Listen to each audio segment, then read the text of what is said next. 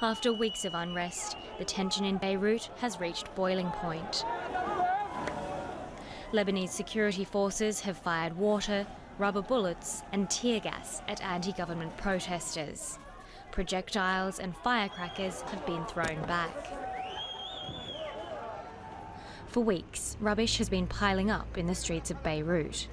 The trash crisis began last month when the main landfill site for the capital was closed, with no ready alternative.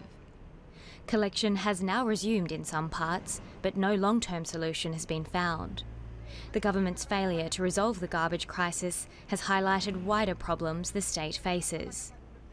The underlying issue fueling the protests is Lebanon's political paralysis.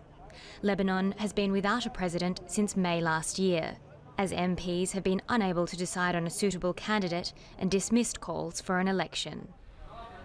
The cabinet has been hampered by sectarian rivalries that have been exacerbated by wider crises in the Middle East, including the war in neighbouring Syria.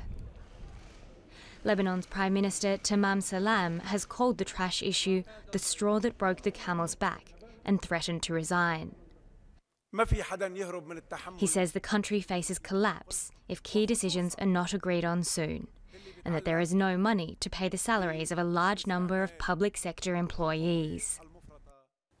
Should Prime Minister Salam resign, it would trigger a constitutional crisis. In Lebanon, the Prime Minister is appointed by the President, but the presidency has been vacant since Michel Suleiman's term ended over a year ago. And replacing the president requires a deal many say can only be brokered by Iran and Saudi Arabia. For now, the government's immediate focus is on the protests in the centre of Beirut. Human Rights Watch says police have failed to uphold human rights standards.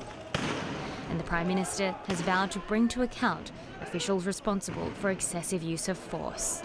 Sophia Tran Thompson, BBC News.